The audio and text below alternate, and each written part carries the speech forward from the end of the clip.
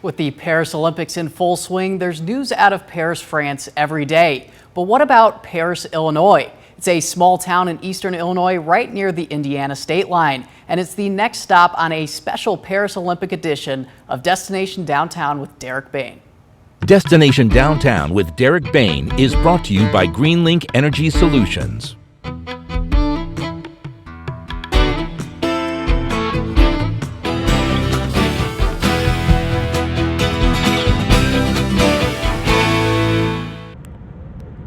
As I make the drive to Paris, Illinois, down the always scenic I-39, I can't help but think of all the Olympians, the sacrifices they made to reach the pinnacle.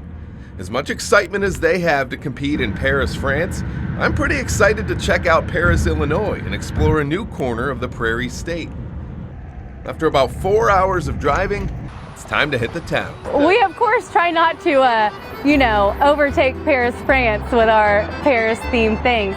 But we do try to stay with the theme, Paris, France, every now and then. And we do have our own Eiffel Tower. It is beautiful. I've always wanted to see the Eiffel Tower. Majestic. Not as big as I thought, though. Of course, the first thing I eat, croissants.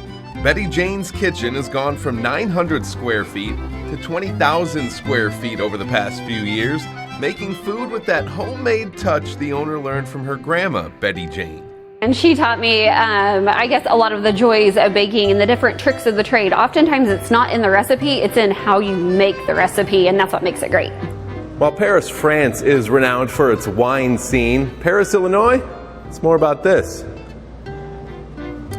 Lot 50 Brewing is bringing the town's history into a new era. Yeah, a lot of local stories in that mural, everything from the early 1900s to current stuff.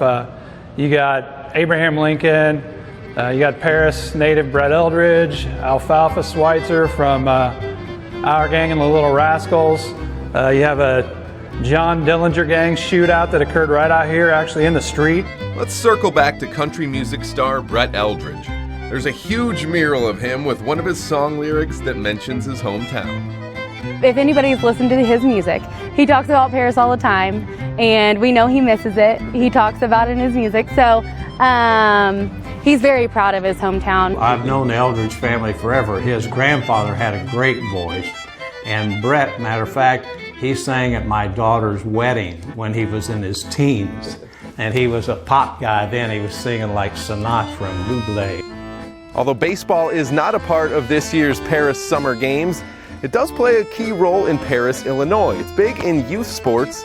It also plays a big role in the community's history. I'm here at Lakers Stadium. This is where the Paris Lakers played. They were a Midwest League team back in the 1950s. That's the same league the Beloit Skycart play in today. And the Paris Lakers actually won the very first Midwest League championship way back in 1956. Another sport vital to the Paris community, gymnastics. Talents Unlimited Gymnastics has given countless young athletes a chance to grow through the decades, and Olympic years always raise the energy. One of the things that I love about Olympics is it gets the fire churning in them. They watch it on TV, and you better believe they come here and they're like, hey, I want to try this, or I saw them do this, can we try that? And there's the beautifulness. There's a lot to try at one of Paris's finest cafes, Stagecoach Coffee, which will go from this trailer into a brick and mortar location soon. The owner is from the Pacific Northwest and takes her coffee seriously. I'm very behind how to actually do it properly and the science behind it, and so we take pride in making sure everyone is a proper pour. If you need a burger or some bait, the Old Glass Shop sits right on the water with some iconic doors to welcome you in. This was just a landmark for Paris, and it's always been known as the Old Glass Shop, and that's what everybody called it, so we just kept the name. It don't really have anything to do with food, but it has to do with, history. The history may not date back as far as Paris, France, but the town did celebrate 200 years last year. It all traces back to a tree on Samuel Vance's farm.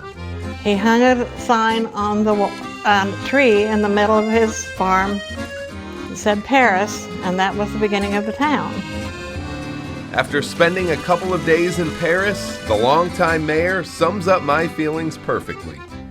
If you can't make it to Paris, France this summer, make it to Paris, Illinois. Reporting in Paris, Illinois, I'm Derek Bayne for 13 WREX. Au revoir. If you're looking for a good weekend to visit, the Honeybee Festival is coming up in late September, which they say always promises a lot of buzz around the town.